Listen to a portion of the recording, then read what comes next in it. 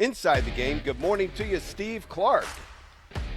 Good morning, Dave. Good morning, everyone. Let's start with the NBA playoffs, resuming with Game 3 at New York's Madison Square Garden tonight. Now, the Spurs were a big favorite to win the series before it started, but the Knicks have won 13 consecutive playoff games, including the first two at San Antonio to take a 2-0 series lead in their best of 7. You know, guys, the story no longer seems to be about whether the Spurs can come back. It's how Manhattan is going to deal with President Trump arriving for Game 3.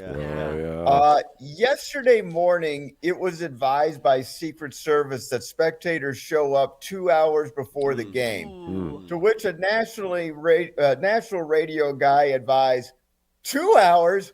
You should be at the arena already. Yeah.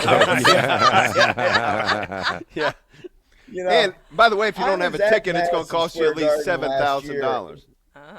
What's that, Dave? I said, if you don't have a ticket, it's going to cost you at least $7,000 if you want one. Well, yeah. So ticket prices may be the highest ever. The get-in price right now, and that is what is defined as the cheapest ticket that you can buy on the secondary market, is up to $9,000. Oh my goodness! Wow. Yeah. Isn't that crazy? Now I know how this game works. If you wait long enough, prices go down. The problem is the president's going to be there. Right. And I was at Madison Square Garden last year. The arena is in the middle of Midtown Manhattan, not a spacious suburb. No, okay. Right. Yeah. Security is going to be extremely extreme. Yeah. No outdoor parties are going to be allowed. There's a very strict perimeter with roadblocks and checkpoints that will be established to what already is a highly congested area when there isn't a game.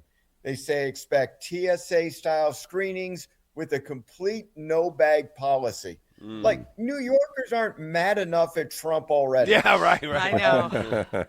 Well, then he probably figured, let's just do it.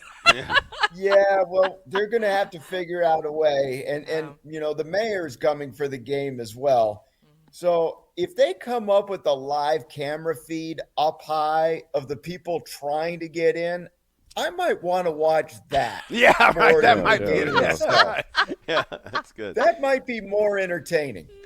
I'll tell you what I was hoping for, Steve, is that the Salesian sisters would show up, sit next to Trump, and pray over him on the court. You know that. Yes, well, we could hope. But I even hear the bars nearby are asking $200 for a cover charge to watch the game in their car. Oh my goodness! I mean, it's just it's absolutely insane. So this is going to be one of the most expensive tickets ever because the Knicks haven't won an NBA championship since 1973, and that was before Ron was even born.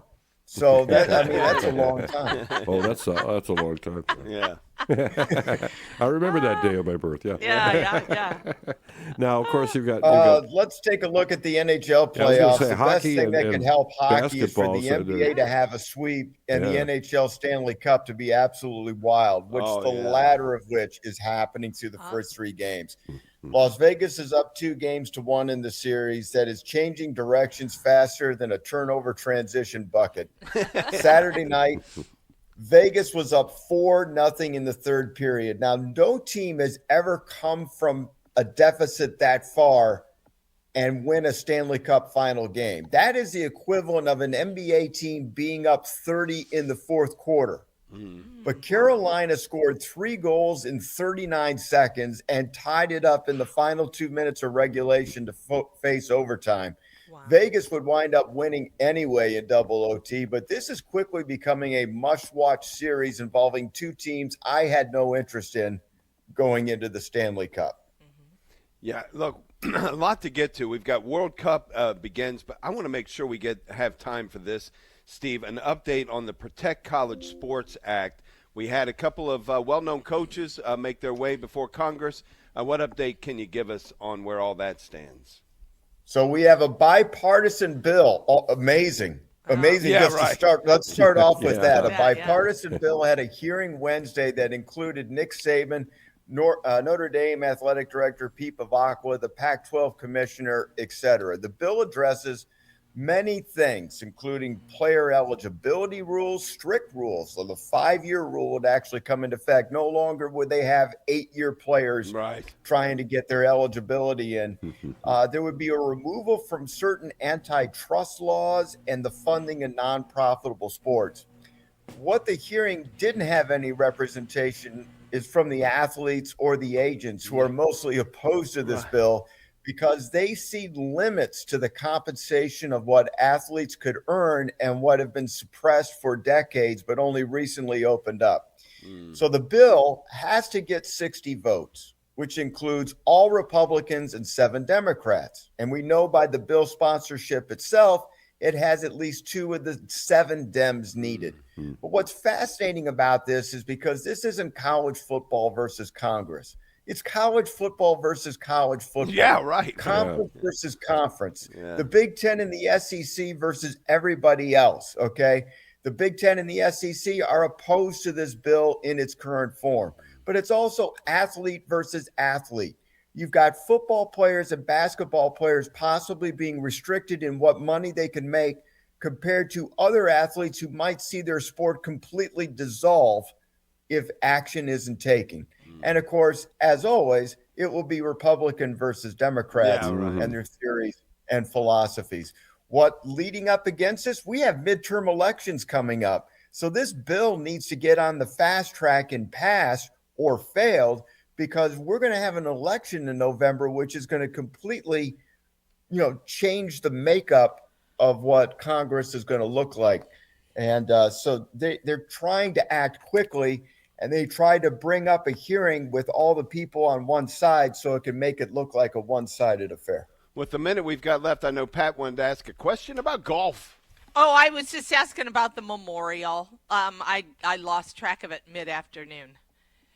Well, why not, Pat? I mean, it's in Dublin, Ohio, one of the nicer places around the Columbus area. And JT Poston won the Memorial Tournament over Ryan Gerard in a sudden death playoff. Oh, my goodness. Both were at 12 under par. Muirfield Village is one of the nicer places to play golf, and it's also kind of famous because Tiger Woods won there every year, basically in his prime. And Scheffler had 3. It became a familiar place. Scheffler had 3 wins. How did he do? I mean, was he out of it?